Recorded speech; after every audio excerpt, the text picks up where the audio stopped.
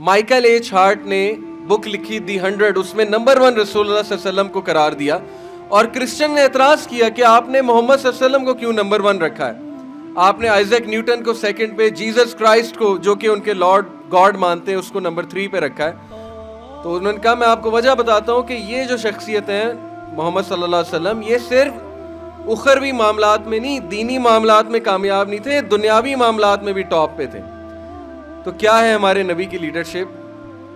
ग़ज़वा ओहद का मौका है, और ग़ज़वा ओहद में जितने लीडरशिप लेसन है ना मुसलमानों के लिए, मैं कहता हूँ कि जिसने नहीं पढ़ा तो ये बहुत बदकिस्मती कहूँगा, या सीरत का जिसने मुतालिया ही नहीं किया उस तरह से, तो इसीलिए शायद आज हम नीचे हैं, हमारा डाउनफॉल है उम्मत का, और दूसरी कौमें ऊपर जा रही हैं। तो ग़ज़वा ओहद से हमें क्या पता लगता है कि ग़ज़वा ओहद में मुसलमान को शिकस्त तो नहीं कहना चाहिए, क्योंकि शिकस्त ये थी कि मदीना हाथ से चला जाता, इस्लाम रुक जाता, तो ये शिकस्त नहीं है। कुछ लोग कहते हैं शिकस्त है, शिकस्त नहीं है, बस ये कहें कुछ लॉसेस हुए, कुरैश ने समझा जी कि हमने बड़ी मार लगा दिया, लेकिन नुकसान हुआ मुसलमानों को। सूरह आले इमरान की तकरीबन 100 वर्सेस जंग ओहद के बाद नाज़िल हुई, जंग ओहद के मौजू पे हैं।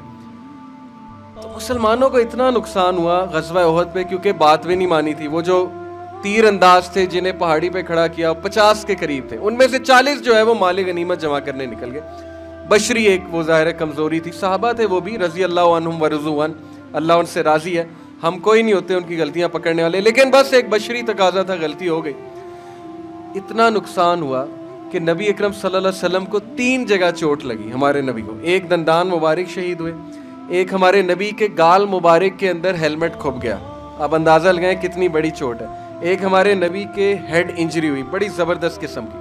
3 ज़बरदस्त चोटें आए हमारे नबी को। अब ग़ज़वा ओहद के बाद क्या कहा नबी सल्लल्लाहु अलैहि वसल्लम ने? नाउज़ बिल्लाह ये कहा कि सहाबा का कसूर है। मैं ना कहता था कि मदीना में जो है वो होना चाहिए।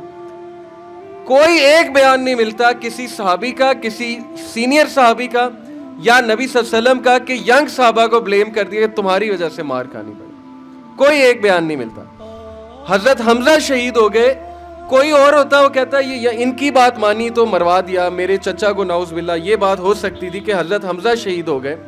आपको एक बयान नहीं मिलता कि नबी सल्लल्लाहु अलैहि वसल्लम ने कभी ताना दिया हो, या ब्लेम गेम की हो, या उन पे इल्ज़ाम साजी की हो। लीडर जो होता है ना वो बड़ा क्लियर होता है अपने मिशन में, अपने पर्पस में। आज हमारे घरों में लड़ाई की बहुत सी वजह, बेसुकूनी की बहुत सी वजह ब्लेम गेम है। हम ब्लेम गेम करते हैं, इसका कसूर है, उसका कसूर है, माँ बाप का कसूर है, भाई का कसूर है, बहन का कसूर है, इसने मुझे बर्बाद कर दिया, इसने ये कर दिया। पुरानी बातें उठा के ले आते हैं जिसका ताल्लुक ही कोई नहीं नई डिस्कशन से, वो उठा के ला रहे हैं कि याद है 10 साल पहले तुमने ये किया था। तो ये मुसलमान का कल्चर नहीं है ब्लेम गेम करना। ब्लेम गेम शैतान की तरफ से होती है और उससे लड़ाइयाँ पड़ती हैं।